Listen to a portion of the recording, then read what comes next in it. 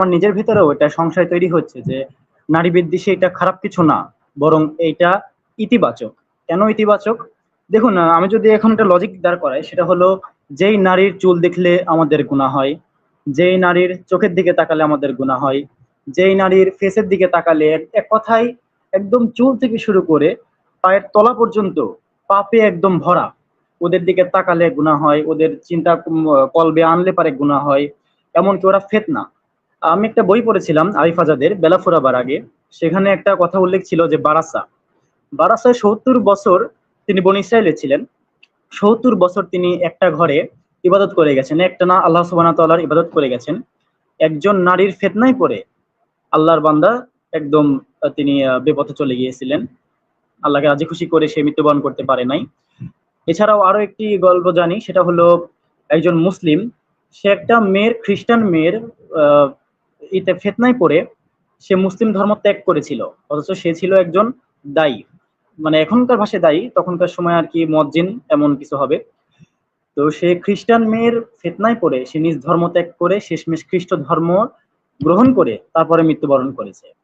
তো এই যে যে নারী সেই শুরু থেকে শেষ পর্যন্ত, এমনকি এটা একটু বেয়াদবি হয়ে যাচ্ছে, মাফ করবেন, সেটা হলো জান্নাতে আদম হাওয়া, অনেকে সেটা বাইবেলেও এমনকি ইঙ্গিত করা আছে যে হাওয়া পাপ করেছে, তার ফলাফল দুনিয়াতে যে ভোগ করছে।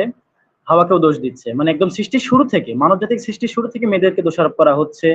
এখনো পর্যন্ত মেয়েরা আর কি, মেয়েদের যাবতীয় কাজ, মেয়েদের চুল থেকে একদম শরীরের প্রত্যেকটা অংশ গুনায় ভরপুর, তাদের কথার মধ্যে গুনায় ভরপুর।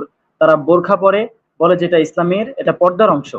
কিন্তু আমি অনেক মেয়েদেরকে চিনি, তারা হলো বোরখা পরে লেবাস ধরে, এক কথায় লেবাস ধরে, ইসলামের মুখোশ ধরে তারা অশ্লীলতা, জেনা, বেহায়াপনা এসব প্রমোট করে যাচ্ছেন। ফলাফল কি? ফলাফলে যে যা ইসলামের অবমাননা হচ্ছে। যে দেখো, সে একজন দিনী বোন, সে বোরখা পরে আছে, সে সুন্নতি পোশাক পরে আছে, অথচ তার ফলাফলটা দেখো, সে জেনা করে বেড়াচ্ছে। এই কি তাহলে ইসলাম? তাদের কারণে ইসলামের নাম খারাপ হচ্ছে। তাদের কারণে লক্ষ লক্ষ মানুষ যারা দিনের পথে আসতে যাচ্ছে, আল্লাহ বিরু হতে চাচ্ছে, তারা পারছে না, জেনায় জড়িয়ে পড়ছে, ফিতনায় জড়িয়ে পড়ছে, ইত্যাদি ইত্যাদি। তো এই কারণে আমি কি দাবি করতে পারি না যে নারী বিদ্বেষী এটা কোনো খারাপ কিছু না, বরং এটা ইতিবাচক? কোরআনে কি এমন কিছু বলা আছে যে তোমার নারী বিদ্বেষী হইও না, নারী বিদ্বেষী হওয়া গুনাহ বা নারী বিদ্বেষী হওয়া খারাপ? এ বিষয়ে একটু বুঝিয়ে বলবেন। তো আল্লাহ তাআলা সূরা নিসার আয়াতে বলছেন যে ওয়াশিরুনা বিল মারুফ, অর্থাৎ তোমরা নারীদের সাথে সৎ আচরণ করো। তো মূলত বিষয়টা হলো আল্লাহ তাআলা যে পৃথিবীর মধ্যে যে আল্লাহ তাআলা মানুষ পাঠিয়েছেন, এই মানুষ পাঠানোর পদ্ধতি হলো ২ টা। এক হলো পিতা এবং মাতা। আল্লাহ তাআলা কোরআনে বলেছেন যে ইয়া আইয়ুহান নাসু ইত্তাকু রাব্বাকুম ওয়াল্লাযী খালাকাকুম মিন নাফসিন ওয়াহিদাতিন ওয়া খালাকা মিনহা যাওজাহা ওয়া বাথা মিনহুমা। অর্থাৎ আল্লাহ তাআলা প্রথম একজনকে সৃষ্টি করেছেন। ওয়া খালাকা মিনহা যাওজাহা, তার থেকে তার সঙ্গিনীকে সৃষ্টি করেছেন। তো মূলত বিষয়টা হচ্ছে আল্লাহ তাআলা পৃথিবীতে মানুষ নারী এবং পুরুষ দ্বারাই পাঠিয়ে থাকেন। এবং এই নারী এবং পুরুষ দ্বারা পৃথিবীতে মানুষ পাঠানের যে অবস্থা, এই অবস্থার মধ্যে আল্লাহ তাআলা আবার আলোচনা করেছেন যে যুয়্যিনা লিন-নাসি হুব্বুশ শাহাওয়াতি মিনান নিসা। অর্থাৎ ২ টা জিনিস, অনেক এখানে আল্লাহ তাআলা আয়াতে ৭ টা জিনিসের কথা বলেছেন। কিন্তু শুরুতেই আল্লাহ তাআলা ২ টা কথা বলেছেন। একটা হলো সম্পদ, আরেকটা হলো নারী। বলে এই ২ জিনিসের আসক্ত তোমাকে দুনিয়াকে ধ্বংস করে দিবে এবং তোমার জীবনকে ধ্বংস করে দিবে। তো একটা হলো নারী বিদ্বেষী আসলে এভাবে ইসলাম কখনো বলে নাই এবং ইসলামে এরকম কোন আচরণের কথা বলে নাই। দ্বিতীয় কথা হচ্ছে আপনি মাঝখানে একটা কথা বলেছেন যে অনেক মেয়েরা আছে যে বোরকা পরে, এই যে এবং দেখা যাচ্ছে এটার মাধ্যমে এটার ভিতরে নানান ধরনের অপরাধের সাথে গুনার সাথে জড়িয়ে যাচ্ছে। দেখেন, ইবাদত তো মূলত আল্লাহর জন্য করতে হয়। অর্থাৎ আমি যে কাজটা করছি, এই কাজের পিছনের মূল মাকসাদ কি? আমার মাকসাদ কি আল্লাহকে খুশি করার জন্যে? আল্লাহকে উদ্দেশ্যে আমি কি এই কাজটা করতেছি? আমি নামাজ পড়তেছি, রোজা রাখতেছি, ওয়াজ করতেছি। আমি যত আমল করতেছি, আমি কি আল্লাহর উদ্দেশ্যে করছি? আমাকে এটা ১ম দেখতে হবে। যদি আল্লাহর উদ্দেশ্য হয় তাহলে আল্লাহ তাআলা যেভাবে বলছেন এবং রাসূলুল্লাহ সাল্লাল্লাহু আলাইহি ওয়াসাল্লাম যেভাবে আদেশ করেছেন, বলে আমাকে সেভাবেই সেই আমলটা করতে হবে। এটার বিপরীত যদি আমার কোন আমল হয়, তাহলে আমাকে মনে করতে হবে সেটা আল্লাহর উদ্দেশ্য নয়, বরং এটা তার খেলখেয়াসি এবং তার মন মতন। অর্থাৎ ইসলামে এই আমলগুলাকে পছন্দ করে। বাকি আমরা যে সমস্ত বোরকা পরে আমরা দেখছি যে সমস্ত মেয়েরা, হ্যাঁ, নানান ধরনের অশ্লীলতার কাজ করছে বা যেটা খুবই ইসলামের সাথে যায় না। এটা আসলে এক হলো তাদের এই বোরকাটাই আসলে ইসলামের সাথে কোন সম্পর্ক নাই। দ্বিতীয় কথা হচ্ছে অনেকের যদি বোরকা এরকম থাকে, কিন্তু তাদের যেই এই আল্লাহ তাআলার উদ্দেশ্যে অর্থাৎ মুসলমান হওয়া, যে আত্মসমর্পণ করা, নিজেকে সুপুর্দ করে দেওয়া এবং আমার আল্লাহকে খুশি করার উদ্দেশ্যে যখন চলা না হবে, অর্থাৎ আমার অন্তর, আমার ইয়াকিন বা বিশ্বাস যদি আল্লাহর প্রতি যতক্ষণ না হবে, ততক্ষণ পর্যন্ত দেখা গেছে যে একজন টুপি পরেও গুনাহ করবে, একজন দাড়ি রেখেও গুনাহ করবে, একজন দেখা গেছে যে পাঞ্জাবি পরেও গুনাহ করবে। আমি কয়েকটা বিষয় একটু যোগ করতে চাচ্ছি। যেমন উনি প্রথম কথা বলেছেন, লাস্টের থেকে আমি শুরু করি। আদম আলাইহিস সালাতু ওয়াস সালামের থেকে আপনি বলেছেন। আদম আলাইহিস সালাতু ওয়াস সালাম মা হাওয়া থেকে প্রভাবান্বিত হয়ে উনি ভুল করেছেন এবং তার প্রবণ কারণেই আমরা আজকে এই যে উনাকে যে মা হাওয়া আলাইহিস সালাতু ওয়াস সালামকে দোষ দেওয়া হয়, এটা আসলে খুব বড় একটা অন্যায়। এটা কোরআন বিরোধী কথা। যেমন আল্লাহ তাআলা কোরআন কারীমের মধ্যে বলেছেন, ফানাসিয়া আদম। আদম আলাইহিস সালাম ভুলে গিয়েছিলেন যে ওই গাছের মধ্যে ওই গাছের ফলটা খেতে নিষেধ করেছে। এক তো হলো শয়তান ধোঁকা দিয়েছে, ২ নাম্বার আদম আলাইহিস সালাম ভুলে গিয়েছিলেন। মানে এখানে বের করার জন্য মা হাওয়া উনি যে এখানে আ ফুসলিয়েছেন অথবা এখানে উনি অন্যায় করেছেন, গুনাহ করেছেন, এটা কিন্তু আসলে পরিপূর্ণভাবে ভুল একটা মেসেজ। ২ নাম্বার কথা হচ্ছে যে বোরকা পরেও কিন্তু অনেক মানুষ ভুল করে থাকে সাধারণত। আমরা এটার মধ্যে বলব যে মানুষ আসলে তার পোশাক বাহির এবং ভিতর উভয়টার সমন্বয় হচ্ছে দিন, ধর্ম, শরিয়া। এজন্য আমরা অনেক সময় বিচার করি তাকে উপরের বাহ্যিক দৃষ্টিকোণ থেকে। এটা যেরকম অন্যায়, আবার তাকে পরিপূর্ণভাবে ভিতরগত দিকে যদি সে দেখা যাচ্ছে যে সে নামাজ পড়ে না, রোজা রাখছে না এবং ধর্মীয় বিষয় পালন করছে না, কিন্তু দেখা যাচ্ছে ভিতরগত আল্লাহর হুকুম সে অমান্য করছে, সেটাও কিন্তু অপরাধ। এর মানে দাঁড়াচ্ছে যে সে বাহ্যিক এবং ভিতরের সমন্বয় যদি সে নিজেকে পরিবর্তন করে, এটা তার ব্যক্তিগত ভুল। এর জন্য আমরা তাকে ঘৃণা করতে পারি না। অবশ্য এইটা যদি পারি, সে আল্লাহর হুকুম নষ্ট করছে সেজন্য তাকে আফসোস করতে পারি, তার জন্য দোয়া করতে পারি এবং এই বিষয়ে তাকে উৎসাহ প্রদান করতে পারি এবং এটা অপছন্দ করতে পারি এই কাজগুলো তার। ৩ নাম্বার হচ্ছে হলো যেটাকে আসক্ত হয়ে যাওয়া এবং তাকে বিভিন্ন ধরনের আকৃষ্ট হয়ে যাওয়া। এই কথাগুলো আমরা বলব। দেখুন, এটা কিন্তু ওই মেয়েদের, একটা মেয়ে নিজেকে নিজে সামনে চলছে সে, সেটা কিন্তু এটা দোষটা কিন্তু আমাদের। কারণ আল্লাহ তাআলা আমাদেরকে বলেছেন মুমিনরা যেন তাদের চোখ ঝুঁকিয়ে চলে, তাদের যে চোখ অবনত রাখে। তারা তো একটা ভুল করছে। তারা নিজের সৌন্দর্য ফুটিয়ে তুলে রাস্তায় বের হচ্ছে। কিন্তু আমাদের কি করা উচিত? আমাদের করা উচিত হচ্ছে আমাদের চোখটাকে নামিয়ে রাখা, অবনত করে রাখা। আমরা চোখ উপরে তুলে তাদেরকে দেখে আমরা যদি নষ্ট হয়ে যাই এবং তাদের প্রলোভনে আমরা আকৃষ্ট হয়ে তাদের উপরে খারাপ কাজে লিপ্ত হই, এটা কিন্তু আমাদের ব্যক্তিগত ভুল। আমরা কেন এতটা শক্তিশালী নিজেদেরকে করতে পারলাম না? দিনের দিক থেকে যেটা আমরা আমরা নিজেরা এখানে ধুয়ে গেলাম। আপনি কয়েকটা উদাহরণ টানলেন, কয়েকটা ঘটনা। আসলে এই ঘটনার পিছনে রহস্য হচ্ছে যে যারা ইবাদত করতে ইবাদত পাশাপাশি যে নিজেকে নিজে তার ইসলাহি তাআল্লুক সম্পর্ক অথবা তার ভিতরগত যে বিষয়গুলো পরিবর্তনের জন্য একজনকে যদি কেউ নির্ধারণ না করে এবং তার ভিতরে যদি এলেমের কমতি থাকে, তখন কিন্তু তার এই ধরনের ভূস্খলন ঘটে। আবার অনেক সময় দেখা যাচ্ছে যে তার এলেম আছে কিন্তু এলেম অনুযায়ী এমন কিছু সে কাজ করে ফেলেছে বা এমন কিছু সে ভুল করে ফেলেছে, এই ভুলের কারণে সে প্রাশ্চিত্য অনুযায়ী কিন্তু আল্লাহ তাআলা তাকে বিভিন্ন ধরনের সে না পেরে সে ভুল করে ফেলে। এজন্য এককভাবে তাদেরকে দোষ দেওয়া কোনো ইনসাফ হবে না। অবশ্যই এই যে সে যে ভুল করেছে এটা সমন্বয়। এটা কিন্তু আল্লাহ তাআলা তাকে প্রমাণে বাধ্য করেনি করতে। এটা হলো যারা ভুল করছে প্রত্যেকেরই অন্যায়। এজন্য আমরা বলব বোরকা পরে হোক, বোরকা ছাড়া হোক, যারাই অন্যায় করেছে, যে পুরুষ তাদের কাছে অন্যায় ফাঁদে পা দিয়ে তারা সামনে যাচ্ছে, উভয়ই দোষী। এককভাবে কাউকে দোষ দেওয়াটা অন্যায় হবে। ৩ নাম্বার আরেকটা বিষয় হচ্ছে দিনদার মানে কি? আপনার এই বিষয়টা বুঝতে হবে। দিনদার মানে হচ্ছে সে আল্লাহ তাআলার হুকুমগুলা রাসূলুল্লাহ সাল্লাল্লাহু আলাইহি ওয়াসাল্লামের তরিকায় পালন করা, যেভাবে সাহাবায়ে কেরাম রাদিয়াল্লাহু তাআলা আজমাইন পালন করে দেখিয়েছেন এবং আইম্মায়ে মুজতাহিদিন আমাদের সামনে বিষয়গুলো তুলে ধরেছে। এখন এই বিষয়গুলো যদি আমরা সামনে রাখি, সব একত্রিত হই, যদি কেউ অন্যায় আল্লাহর হুকুম অবাধ্য হয়, তখন তার বিরুদ্ধে আপনি নিজেকে নিজে সংযম করতে পারেন। অন্যকে দোষারোপ করা শুধু এবং অন্যের ব্যাপারে শুধু ঘৃণার সুলভ আচরণ করা, অন্যায়কে দোষ দেওয়া শুধু এবং নিজের দোষার থেকে বের হয়ে যাওয়ার চেষ্টা করা, এটা একটা শয়তানের বড় একটা ধোঁকা। শুধু অন্যকে দোষ দেওয়া, এটা শয়তানের বড় ধোঁকা। আশা করি এই বিষয়গুলা যদি ওভারঅল দেখি যে আমরা নিজেকে যারা গুনাহের কাছ থেকে নারীদের বিভিন্ন দৃষ্টিকোণ থেকে আমরা নিজেকে রক্ষা করতে পারছি না, সেটা আমাদের পুরুষদেরও দোষ এবং যারা নিজেদেরকে নিজেরা মানুষদেরকে আকৃষ্ট করার জন্য বাহিরে বিভিন্ন ধরনের মা বোনরা এই ধরনের আ আ আকৃষ্ট করার জন্য যদি এই ধরনের কাজ করে থাকেন কেউ, এটা আমরা বলব তাকে সংশোধন হওয়া উচিত। তার জন্য আমরা দোয়া করব এবং তারা যেন সঠিক পথে চলে সেজন্য আমরা তাদেরকে উৎসাহিত করার জন্য চেষ্টা করব। ব্রাদার আলিফ ভাই, আশা করি আপনি উত্তরটা পেয়েছেন। আমি এখানে ক্রিয়েট করতে চাই ভাই, তাদের জি। এই যে পাপগুলা, তাদের এই যে মিস্টেক গুলা, এটা একটা কালচারে তো পরিণত হয়ে গিয়েছে। বলা যেতে পারে এটা জাতিগতভাবে এটা একটা রূপ নিয়েছে। যেমন আমি যদি বলি এই যে ফেমিনিজম এটা আসলে মানে আগে আমরা যদি অতীতে চলে যাই, তাহলে দেখি যে মেয়েদেরকে একটা বস্তুতে রূপান্তরিত করা হয়েছে। মেয়েদেরকে কোনো সম্মান দেওয়া হয় নাই, মেয়েদের উপরে অত্যাচারিত করা হয়েছে। এমনকি এই ২০২৬ সালে মডার্ন যুগে এসেও পশ্চিমারা কি করেছে, মেয়েদেরকে এটা হলো একটি মানে সেক্সুয়াল প্রোডাক্ট হিসেবে আমাদের সামনে উপস্থাপন করছে।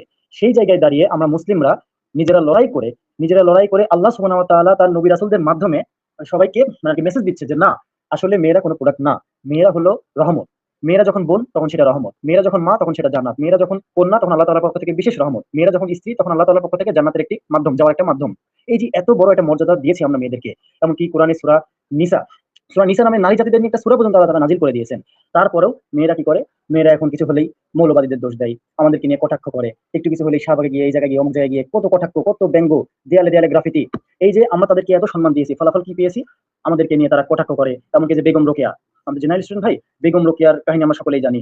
বেগম রোকেয়ার মতো একজন মুসলিম পরিবারের মুসলিম সম্মানের একজন মানুষ ভাইয়ের খেলো, ভাইয়ের পড়লো, অথচ পুরুষদেরকে নিয়ে কথা বললো।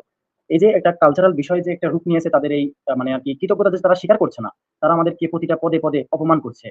এইটা কি ভাই তাহলে কি যৌক্তিক? আসলে দেখুন ব্রাদার ভাই, আলিফ ভাই, আসলে এটা আমাদের দুঃখজনক। এটা কিন্তু আসলে তাদেরকে কিন্তু এই বিষয়গুলো তাদেরকে বড় করা হয়েছে। দেখুন, আমি যেহেতু অনেক মানুষের সাথে চলি, আপনিও চলেন। এই যে আমাদের মা-বোনরা যে এইভাবে চলছে, তাদেরকে প্রতিনিধিত্ব করছে এবং ছোট থেকে যারা বড় করছে তারা কারা করছে? আমরাই করছি। আমরা বাবারা করছি, আমরা ভাইরা করছি। আমার বোন, আমার মা, আমার ওয়াইফ, সে নির্দ্বিধায় এই ধরনের বেহায়াপনা, বিভিন্ন মানুষের সাথে ঘুরে বেড়ানো এবং এই ধরনের কাজ করছে, এটা কিন্তু পরিপূর্ণভাবে আমরা তাদেরকে সমর্থন জানাচ্ছি। এই বিষয়ে ছোটকাল থেকে পুরুষরা তাদের উপরে এই পরিপূর্ণভাবে বাপ-মা এটাকে প্রোটেকশন করছে না। বাপ-মা তাদেরকে শিক্ষা দিচ্ছে না। যার কারণে সে এইভাবে বড় হচ্ছে।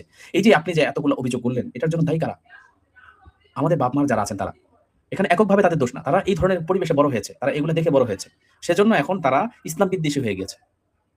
তো এখন এটা তো হওয়াটাই স্বাভাবিক, তাই না আদিব ভাই? তো আমি আপনার সাথে একমত যে আসলে এগুলা খুবই জঘন্য এবং এটা কোনোভাবে বরদাস্ত করা যায় না। এটা আপনার সাথে একমত। কিন্তু আপনি একটা বাইবেলের উদ্ধৃতি দিলেন। বাইবেলে কিন্তু আমাদের জন্য দলিল না। বাইবেল অনেক পরিবর্তন হয়েছে। অনেক রদবদল হয়েছে। ঠিক আছে?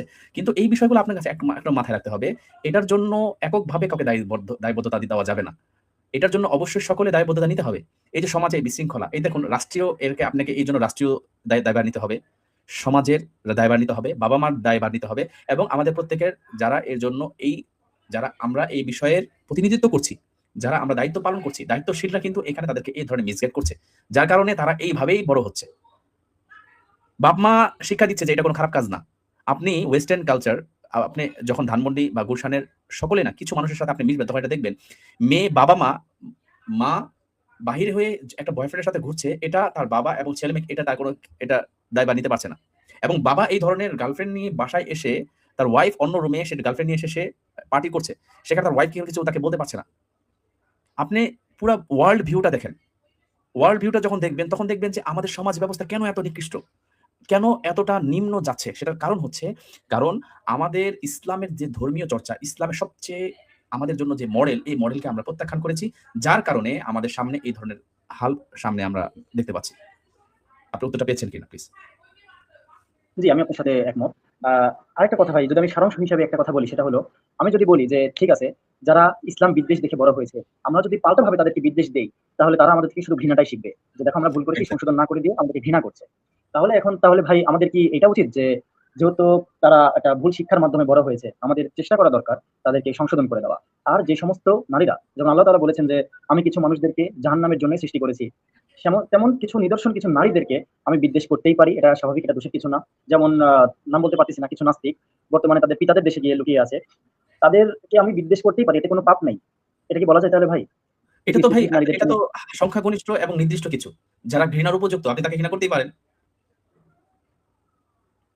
আপনি জি, যে কিছু অবশ্যই। নাস্তিকদের সামনে ধরলেন, এটা তো সামান্য কিছু ব্যক্তি। তারা তো মনে করেন যে পুরা নারীদেরকে নেতৃত্ব দিচ্ছে না। তারা নারীদেরকে মিসগাইড করছে। এরকম যদি হয়ে থাকে, যারা ইসলাম বিদ্বেষী, জেনে বুঝে ইসলামটাকে হিট করছে, ইসলামটাকে আঘাত করছে, মানবতার উপর আঘাত আনছে, তখন তো আপনি অবশ্যই আপনার মানে ভালোবাসার কোনো অবকাশ নাই। তাই না? আমি বলছি ওভারঅল আমরা নারী বিদ্বেষী যদি হয়ে যাই, এটা আসলে ইসলাম সমর্থন করে না। অনেকে আছে না বুঝে তাহলে তাদেরকে বোঝানো হয়েছে। আপনি যদি এভাবে নেন জি, তাহলে ঠিক আছে। ই মানে ৫ জন ১০ জন নির্দিষ্ট কিছু যারা জেনে বুঝে একদম মাঠে ঘাটে নেমে ইসলামকে মানে টাকার বিনিময়ে বিভিন্ন ধরনের এই ধরনের অপকর্ম করছে, মানবতা বিরোধী কাজ করছে। তাদেরকে অবশ্যই আপনি ঘৃণা করতে পারেন। অবশ্যই তাদেরকে জি, তাদের অবশ্যই আমি বিরুদ্ধে বুঝতে পারছি। অবস্থান নিয়ে শিক্ষার জন্য আমাদের জাতিদেরকে আপনি আ হিংসা বিদ্বেষ না ছড়িয়ে, চমৎকার একটা কথা বলছেন। হিংসা বিদ্বেষ না ছড়িয়ে সঠিক বিষয়টা, সঠিক তথ্য, সঠিক ইসলামের মানদণ্ডটা আপনার সামনে তুলে ধরতে পারেন। জি, আলী ভাই। তাহলে বলা যায় যে বর্তমানে উম্মতে মুহাম্মাদীদের, নারীদের বিশেষ করে তাদের একটা করুণ দশা চলছে। এই মুহূর্তে তাদেরকে বিদ্বেষ না করে, হিংসায় না ফেলে, তাদেরকে ঘৃণা না করে, তাহলে তাদের প্রতি সহানুভূতিশীল হওয়া, তাদের জন্য দোয়া করা, যদি সম্ভব হয় তাদেরকে কোনো ইসলামিক বই দিয়ে সহায়তা করা, তাদেরকে আস্তে আস্তে এইভাবে একটা গাইডে আনতে হবে, একটা ডিসিপ্লিনের মধ্যে আনতে হবে। আল্লাহ তাআলা হেদায়েত দিলেও তাহলে তাদেরকে দিতে পারে। তাহলে আমরা আজকে ভাই অসংখ্য ধন্যবাদ আপনাকে। তাহলে একটু আমি এখান থেকে যা শিখতে পারলাম আরকি, আমি শিখতে পারলাম যে এই যে বর্তমানে যে নারী বিদ্বেষী, এটা আসলে ঠিক না। হ্যাঁ, এই যে মেয়েদেরকে এখন যে কালচারাল দেখে, যেই চারিদিকে যে পরিবেশ দেখে বড় হয়েছে, তারা সেটাই গ্রহণ করছে। এমত অবস্থায় আমাদের উচিত না যে নারী বিদ্বেষী হওয়া। আমাদের উচিত তাদের প্রতি সহানুভূতিশীল হওয়া।